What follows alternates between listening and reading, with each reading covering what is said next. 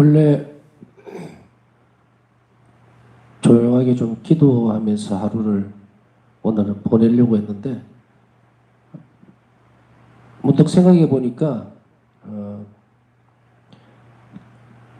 강의를 오늘 하는 게 낫겠다라는 생각이 들었어요. 우선 강의를 하기 전에 오늘 바우사 성녀 축일입니다. 오늘 강의 이 성시간에 함께 하신 모든 분들에게 바우사 성녀의 특별한 도우심과 그리고 축복이 함께 하기를 먼저 기원합니다.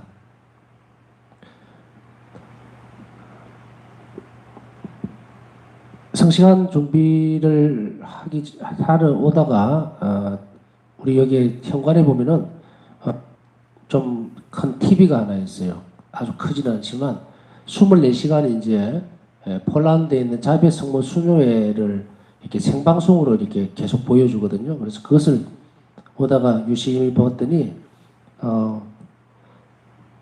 좀 씁쓸한 거예요. 왜냐하면은 지금 폴란드 시간이 얼핏 보니까 한 4시 정도 좀 넘었던 것 같아요.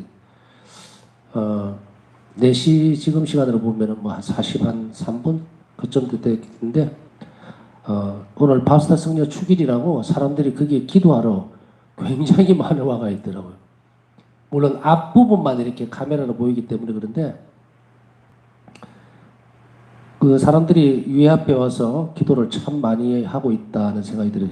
성녀 축일을 또 기뻐하기도 하고 또 그곳에 가서 특별히 전구를 하고 싶어하는 그런 분들도 전 세계에서 많이 참석을 하고 있는 것을 보고 경당에 딱 들어오니까 우리 성녀님은 아무도 없어요. 다행히 저라도 와서 오늘 축일을 축하드립니다 하고 위에께 인사드리고 이 시간을 준비를 했는데 기도하면서 오늘 축일이라는 것이 중요한 것도 있겠지만 정말 잠시 시작하기 전에 주님께 감사 기도를 바쳤어요. 바우사 성녀를 선물로 주심에 대해서 또 그렇기 때문에 그분을 선물로 주셨기 때문에 이 귀한 자비신심을 받아들이고 또 삶으로 살아갈 수 있도록 허락해 주신 하나님께 정말로 감사드리면서 참 은총의 순간이구나. 이걸 뭐 달리 얘기하면 참 복이 많구나.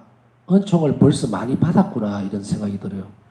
자비신심을 가장 먼저 딱 맞닥뜨렸을 때에 정말 나는 하나님께로부터 큰 은총을 받았구나 하는 그 사실만 알게 됐어요. 이 길을 꾸준하게 끝까지 걸어가면 그게 예수님이 두 팔 벌리고 서 계시리라는 것은 무엇보다도 확실하기 때문에 다른 것을 볼 겨를도 없고 또 그럴 정신도 없어요. 매일매일의 삶이라는 것이 이제 조금씩 더 많이 알아가면서 좀 더 친숙해지고 또 일치된 과정 안에서 삶이 끝났으면 하는 바람들이죠.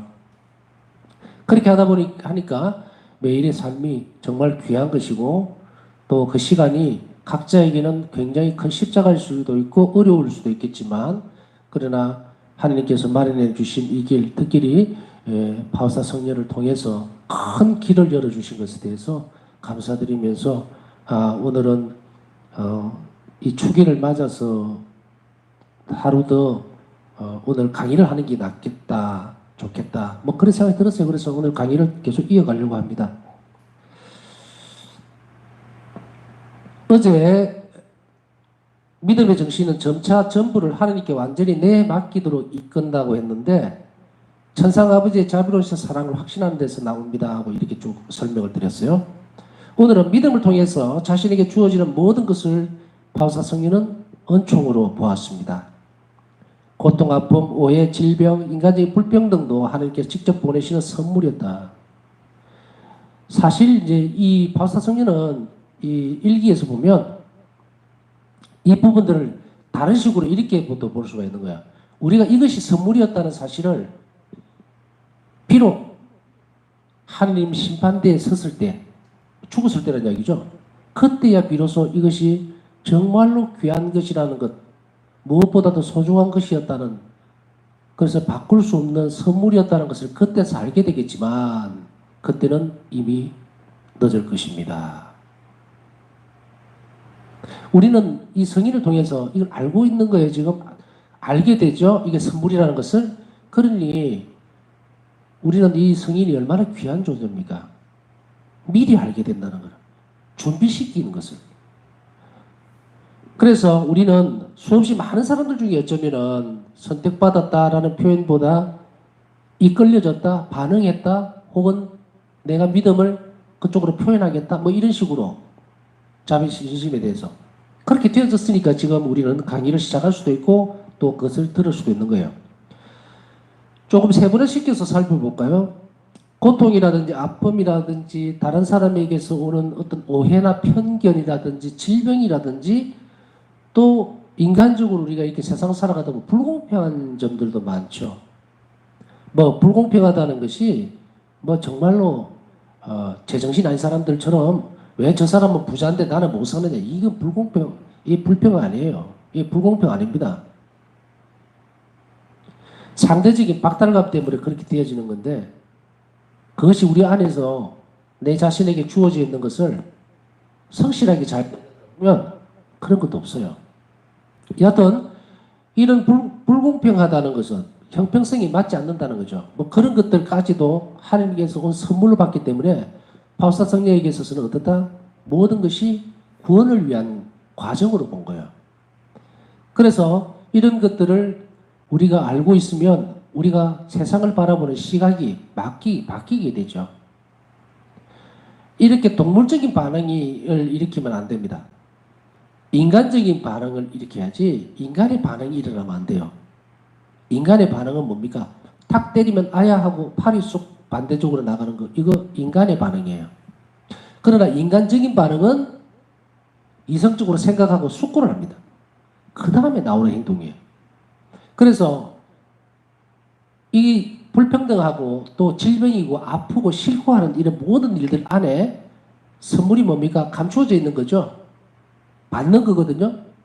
그런데 우리 시각으로 보면, 믿음이 없는 시각으로 보면 하나님의 자비에 대한 또 선하심에 대한 그런 믿음의 정신으로 그걸 보지 않으면 이것은 말도 안 되는 이야기예요.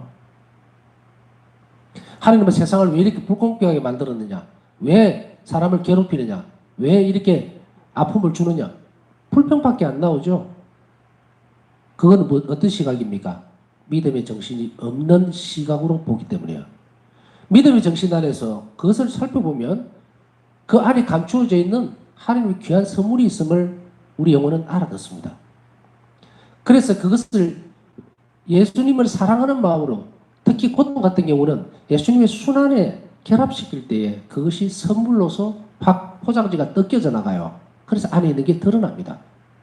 그렇기 때문에 우리는 이런 상황들이 말도 안 되고 이성적으로 받아들이지도 못하겠고 너무도 힘들고 하지만 하나님께서 나에게 결코 나쁜 걸 주지 않으시려는 것, 아버지가 자녀에게 좋은 것만 주실 줄 안다는 것, 그걸 알면은 가려워져 있을 뿐이에요. 그 뒤에 더 좋은 것이 있다, 마련되어 있다. 그 믿음의 정신으로 그것을 맞아들이고 그리고 하나님께 맡기고 나가면 어떻습니까? 영적 선입뿐 아니라 현세적인 이익도 전부 다 오게 되어 있어요. 모든 것을 하느님의 손에서 받음으로써 그녀는 모든 것을, 성녀는 모든 것을 통해 하느님께 다가갈 수 있었다. 모든 것을 하느님의 손에서 받는다는 것은 일거수일투족 작은 것 하나, 아주 미소한 것 하나도 하느님의 손길이 전부 다 닿아 있다고 믿었기 때문에, 그래서 그걸 받아들인 거예요. 그럼 어떻게 됩니까? 믿음의 정신으로 받아들이게 되면 그건 하느님이 주시는 거예요. 허락해 주시는 거예요. 그게 나에게 좀 아프다 하더라도, 힘들다 하더라도. 출생에 대해서 생각을 해보면요. 출산에 대해서 한 엄마가 자녀를 10달 동안 품에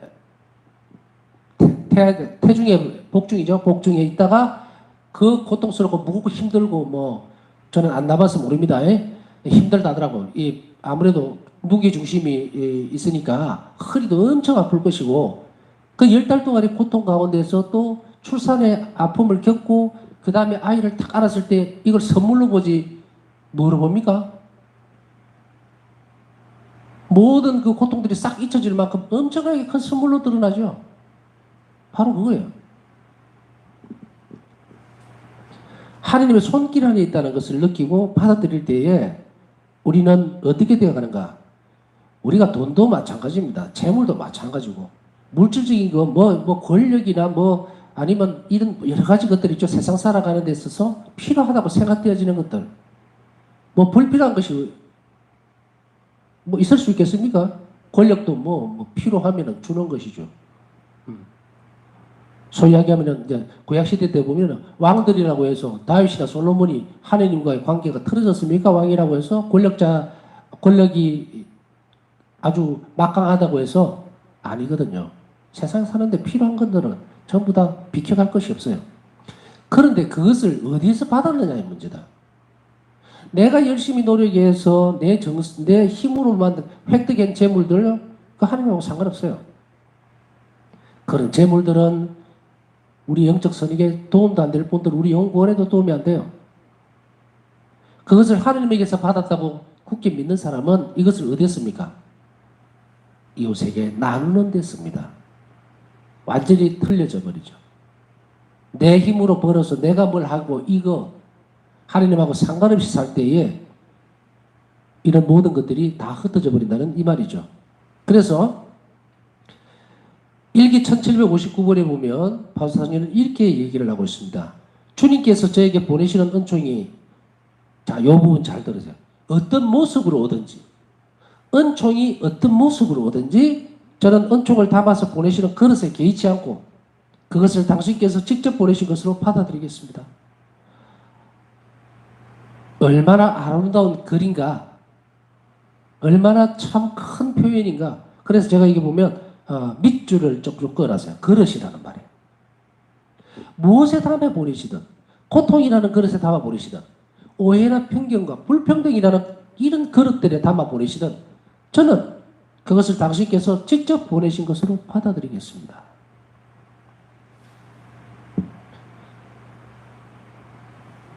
알아듣겠다. 그걸로 끝나는 문제가 아니죠. 삶으로 살아낼 때 바울사도는 이렇게 하셨기 때문에 결국은 어떻게 됩니까? 대기 정신은 점점 커지고 이제 하느님에게서 오는 그 그릇이 다 달라도 다 받아들이겠습니다 했을 때에 이 부분을 우리는 어린아이와 같은 태도.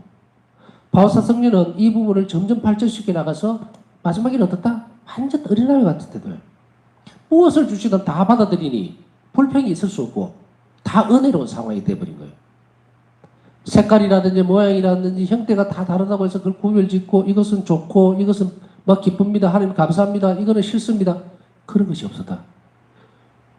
하나님께서 주시는 것은 모두가 좋은 것입니다. 좋은 열매들을 다 맺게 되어 있습니다. 하나님의 선성에서 나오는 거기 때문에 하나님 자비에서 나오는 것이기 때문에 그거를 구별하고 밀어내고 불평하고 내가 불행하다고 생각하는 누구 탓이다? 우리 탓이에요.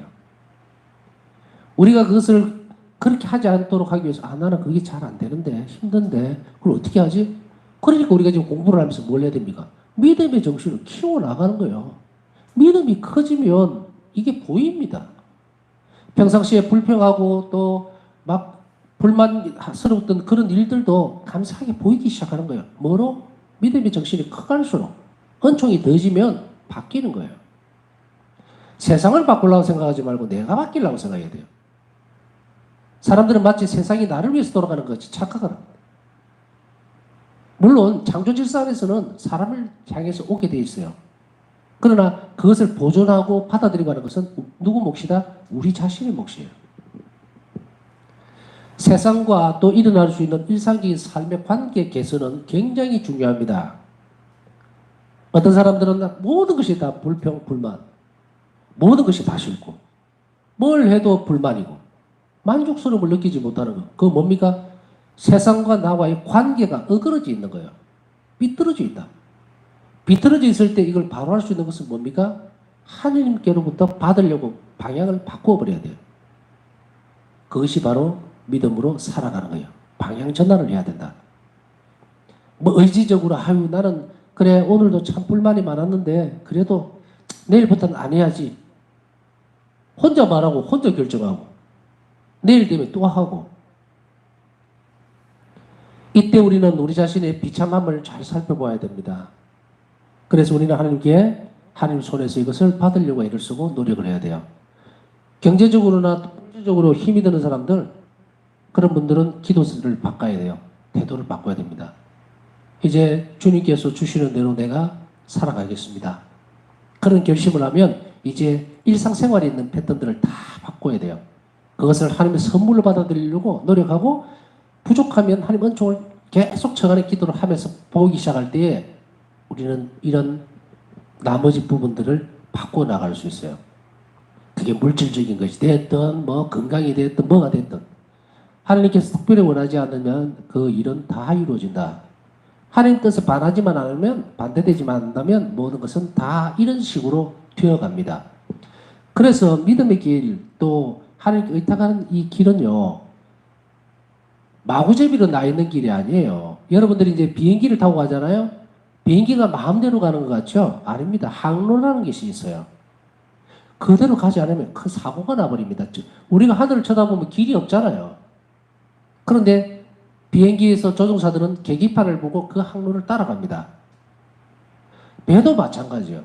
망망대해에서 우리가 이제 예를 들어서 어떤 큰 바다에다가 조그마한 나룻배 같은 걸 하나 주면 그 나룻배를 젓는 사람은 어떻습니까? 해도라고 그러죠. 지도. 바다가의 지도죠. 해도. 그런 걸 보고서 아 왼쪽으로 가야 되겠다. 어디 동서남북으로 이렇게 가잖아요. 근데 조그마한 돛담배 같은 걸 하나 딱 주는 아무데나 졌습니다. 아무데나. 앞이고 뒤고 뭐 없어요. 우리가 배를 타고 가다 보면요. 저쪽 섬으로 가야 되는데 이상하게 배가 똑바로 안 가고 약간 이렇게 엇비슷하게 이렇게 가는 경우가 있어요. 그리고 또 파도가 오게 되면 또 파도를 타고 이렇게 가는 경우가 있어요. 직선으로 가버리면 잘못하면 어떻게 됩니까? 파도가 밀려오는 그 파고라 그러던가 거기에 배가 두동강이 나버립니다. 그러니까 이 길이 있죠. 마찬가지로 우리 신앙도 똑같습니다. 그런데 그 길을 지도를 보여주듯이 길이 없는데도 분명히 안전하게 갈 수 있는 길을 가르치는 분들이 누구다? 그분들의 성인들이에요. 안전하게 갈 수 있는 길. 그래서 선물인 거예요.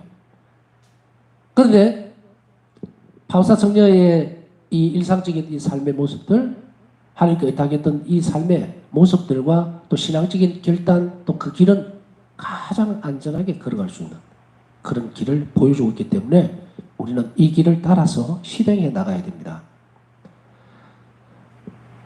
바우스다 성녀는 자신의 삶이 다하는 날까지 믿음을 연습했습니다. 놀랍죠? 믿음을 연습했다. 믿습니다 주님, 믿습니다 주님 입으로만 통성기도하고 뭐하고 한다고 그 믿음이 자라는 줄 압니까? 천만에요. 바우스다 성녀는 일찍부터 일기에 보면 예수님과 더할 수 없이 친밀한 관계에 있었지만 완전히 예수님 안으로 들어가서 하나가 되기 위해서 믿음을 계속 연습을 했어요.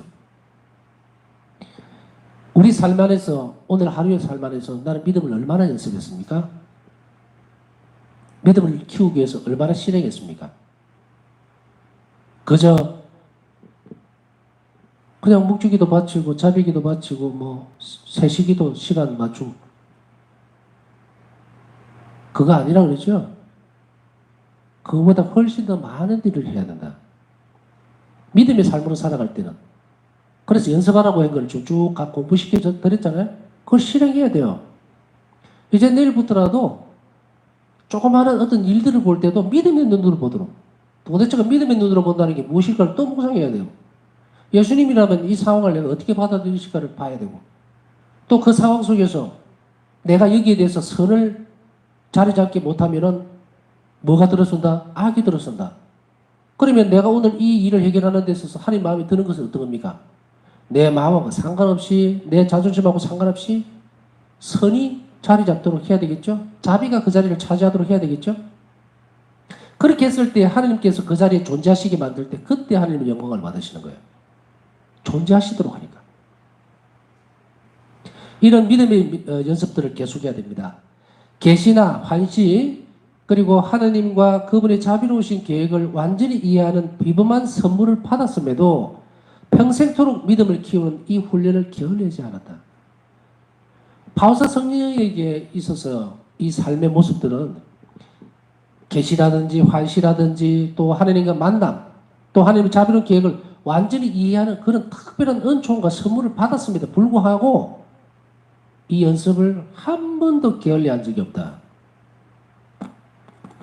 우리는 뭐 조그마한 이런 것만 있으면은 그게 하나님하고 나하고 통교의 어떤 방법인 줄 알고 그게 매달려가지고 막 제가 팁으로 하나만 잠깐 가르쳐주고 넘어갈까요? 우리가 뭔가를 볼 때 기도를 하면서 감성적인 어떤 부분, 감각적인 부분들의 어떤 기도를 시작하게 됩니다. 그래서 제일 처음 시작하는 부분들이 뭐냐면 감각적인 것을 얻으려고 그러죠. 기도하면서 무슨 느낌이라든지 뭘 보려고 그런다든지 막 애를 쓰죠. 여기에 세 가지의 종류가 있다는 것에 대해서 잠깐 알려드릴까 합니다. 우리의 생각이나 인간은 세 가지 방향에서 방해를 받는 게 아니라 영향을 받습니다. 첫째는 천사와의 접신이에요. 이 천사와의 접신은 어떤 형태로 그 사람의 행동이 드러나느냐 하면 선한 일로 드러납니다. 선한 행동과 선한 생각과 선한 모습들을 계속 갖추어 나가는 것. 이때 영성신학에서는 선신과의 접신이라고 얘기해요. 접신이라면 좀 이상한 뜻으로 알아듣지 마세요.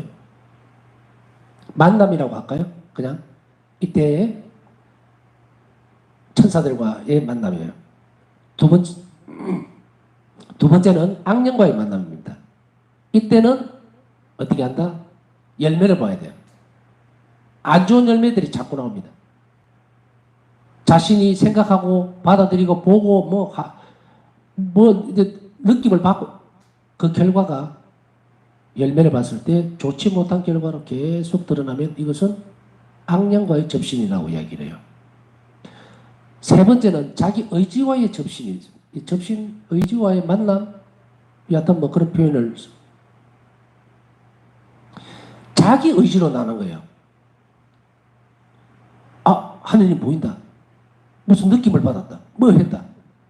아무것도 없어요. 자기 의지 안에서 나는 거예요. 자기 안에서. 그런데 그게 밖에서 들어온 것 같이 착각을 해버려요. 그래서 영성신학에서는 이 세 가지를 분류해요. 이 세 가지를 분류하는데 많은 부분에 있어서는 어떤 부분들이 이거는 제 이야기가 아니에요. 영성신학에서 하는 이야기입니다. 아주 심각한 문제인데 가볍게 하기 위해서 제가 이렇게 접근을 하는 거예요. 자기 의지와의 접신이 가장 많습니다. 그래서 한 발 더 나가면 영성신학에서는 감각적인 호기심이나 느낌을 절대적으로 배제할 것. 이것이 영성 수련을 하려고 마음먹으면 제일 먼저 지켜야 되는 규칙이에요. 감각적인 어떤 호기심도 가지고 기도 생활하지 마라. 영성 수련하지 마라. 영성 수련이라는 건 삶으로 살아가는 거예요. 많은 사람들에게서 비근하게 일어나는 것이 자기 의지와의 접신이라는 사실을 잊지 말아야 합니다.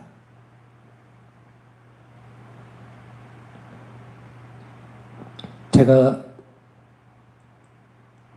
첫 보좌를 구포성당에서 했는데 거기에서 어느 날 미사를 마치고 나왔어요. 그랬더니 누구라고 얘기는 안 하겠습니다. 어떤 분이 와서 신부님 오늘 그냥 성취하는데 신부님 뒤에요. 예수님이 쫙 이렇게 보입니다. 그래서 제가 그 분에게 그랬어요. 그래서 어쩌라고요? 그래서 어쩌라고요? 예수님 내 뒤에서 보이고 당신이 봤다는데 그게 뭔 상관이 있어요, 당신하고? 몇 번 그분이 그런 이야기를 하길래 나중에는 아예 나한테 오지 말라고 쫓아낸 적이 있는데 뭔가를 의지적으로 자꾸 뭔 감각적인 부분들을 찾으려고 하면 기도 생활을 깊이 할 수 없어요. 그렇기 때문에 가장 먼저 우리가 하나님 앞에서 정리돼야 돼. 바울사 성리도 처음 예수님과 만났을 때 주변에 있는 수녀님들이 많은 얘기를 했다 그랬잖아요. 뭐 저 수녀는 환시를 본다, 착각을 한다, 뭐 악령이 들렸다는 오만 소리를 다 들었어요. 근데 바우사 성녀는 한 가지 굉장히 특이한 점이 있는데 뭐냐면 그때 일기에서 드러나는 부분들이 그게 키포인트예요. 바우사 성녀는 이렇게 말씀하시죠. 주님께서 나타나셔서 저에게 아무리 말씀을 하시는 그 부분, 나와 맞대고 이야기를 말씀을 하시는 것보다 나는 보이는 교회가 나에게 가르쳐 주는 것을 따를 것입니다. 이것이 바우사 성녀와 예수님과의 만남을 더욱더 깊이 만드는 거예요. 바우사 성녀는 이렇게 교회가 가르치는 것, 다시 하면 이게 잘못된 것일까? 잘못된 만남일까? 정말 맞는가? 그것을 어디에다 검증을 했다? 항상 고해 신부에게 가서 이야기를 합니다. 야단을 들었던, 착각하지 마세요. 수녀님 같은, 당신 같은 사람에게 예수님이 왜 나타나겠어요? 그런 이야기를 들었다 하더라도 그러면은 바우사 성녀는 그거 참 마음 아프죠? 그 얘기를 듣고 나와서 또 성차 앞에 가서 주님께 또 주님 제가 보는 당신이 진짜가 맞습니까? 착각입니까? 이랬을 때 예수님은 안심시키죠. 걱정하지 마라. 나는 나다. 그리고 다음에 그 고해 선부를 통해서 이 사실이 맞다는 사실을 검증해 주죠. 이게 뭡니까? 표징이잖아요. 표징. 그러니까 바우사 성녀는 주님께 가서 주님 제가 그렇게 하다는 것을 주님께서 정말 저에게 말씀하고 계신다는 것을 제가 확신을 가질 수 있도록 해주십시오라고 했을 때조차도 그때조차도 당신 혼자서 확신을 가진 게 아니죠. 누구를 통해서? 교회의 사제를 통해서 확인을 시켜주니까 안심을 하는 거예요. 여하튼 이렇게 바우사 성녀는 믿음을 키우는 이 훈련을 게을리하지 않고 좌우를 보지 않았어요. 그래서 바우사 성녀에게서 이 일기에 드러나는 이런 훈련들 이것이 너무도 중요하다. 자칫 잘못 빠져버리면 평생을 완전히 딴 쪽으로 가버립니다. 제가 가끔씩 딱딱 이렇게 잘라서 얘기를 할 때도 왜 그렇게밖에 할 수 없느냐. 저는 항상 강의를 하거나 신앙적으로 뭔가를 얘기해 줄 때는요. 어중간함이 없어요. 어중간할 수가 없어요. 만일에 사람을 생명을 살리는 외과 의사가 칼을 들고 수술하는 칼을 들고 수술대 이 환자를 딱 올려놨을 때는요. 모든 걸 다 집중합니다. 어설프게 설렁설렁이 없어요. 왜? 생명이 왔다 갔다 하는. 마찬가지로 우리 신앙적인 부분에 있어서도 온 힘을 다해야 돼요. 온 힘을. 왜? 우리 영혼 구원이 달린 문제는. 그렇기 때문에 적당하게 넘어갈 수 있는 부분들은 없다. 하나님께서는 그 하나하나까지도 마지막까지 우리에게 물으실 것이기 때문에. 그래서 여러분들에게 지금 정답을 흘려주고 있는 거죠. 문제가 이렇게 나오니까 정답을 지금 막 풀어줍니다. 그래서 미리미리 정답을 잘 외우셔서 이 문제를 잘 풀어가시면 안심하고 갈 수 있다. 자, 그 다음에 믿음과 의탁의 부분입니다. 믿음과 의탁. 믿음으로 우리는 하느님이 사랑과 자비라는 사실을 인식하게 되고 이 심오한 지식은 의탁의 태도를 낳습니다. 믿음은 뭐다? 하나님 자비 신비를 묵상하는 거죠. 그게 기초다. 그것을 깊이 하면 그 다음에 사랑과 자비라는 사실을 인식하게 되고 이 심오한 지식을 계속 묵상하면서 나아가다 보면 어떻게 된다? 의탁하는 태도를 낳게 됩니다. 하나님이 자비롭다는 사실을 알게 될수록 우리는 믿음 안에서 깊어질수록 하나님께 우리 자신을 내어놓게 되죠. 신뢰라는 말 알죠? 그 사람을 내가 충분히 받아들이고 믿을만 하면 자신의 것을 다 맡겨놓습니다. 일기 589번에 보면 나는 하느님을 잘 알게 되었다. 하느님은 사랑이시다. 나는 하느님께 의탁하고 아무것도 두려워하지 않는다. 하느님을 잘 알게 되도록 노력하십시오. 하느님을 잘 알게 될 때 그것은 하느님은 사랑이시라는 것을 알게 될 때에 이제 비로소 우리는 영혼이 움직이기 시작해요. 그냥 하느님은 사랑이십니다가 아니라 우리가 알게 될수록 무엇에 대해서 알게 될수록 사랑이시라는 것을 알도록 노력해야 돼요. 그래서 깊이 있는 묵상들도 계속해야 됩니다. 하느님 왜 사랑이실까? 하느님 내 영혼 안에서 어떻게 사실까? 하느님 사랑으로 나를 어떻게 바라보고 계실까? 끊임없이 계속 알려고 노력할 때에 하느님은 사랑이시라는 것을 그 결론에 도달하게 돼요. 나는 하나님께 의탁하고 아무것도 두려워하지 않는다. 하나님께서 나를 사랑하신다는 사실을 인식하는 영혼은 절대로 두려워하지 않습니다. 사랑은 강하다고 그래요. 사랑은 전부입니다. 당신 목숨까지 주실 정도로 그 사랑을 알게 될수록 나는 두려워하지 않게 된다. 나는 그분의 거룩하신 뜻에 나 자신을 맡기며 그분이 원하시는 대로 나에게 하시도록 한다. 하느님이 자비롭고 사랑이라는 사실을 인식하게 될수록 우리는 어떻게 한다? 모든 것을 그분께 다 내어 맡길 수 있게 된다는 이야기입니다. 예, 오늘은 여기까지 하겠습니다. 믿음과 의탁의 관계에 대해서 지금 오늘 살펴봤는데 여러분들이 오늘 배웠던 부분들을 잘 묵상하고 잘 익히고 계단을 잘 만들어서 내 믿음, 내 신앙 또 하나님께 대한 지성적인 노력들 어디까지 왔는지 잘 점검하시고 오늘 특별히 바우사성녀 축일이라고 그랬죠. 오늘 이 시간을 통해서 바우사성녀께 오늘 배운 것에 대해서 잘 알아듣고 더 깊이 숙고하면서 실천할 수 있도록 바우사성녀께 은총을 특별히 청하는 시간도 함께 이 묵상 시간에 가졌으면 좋겠습니다.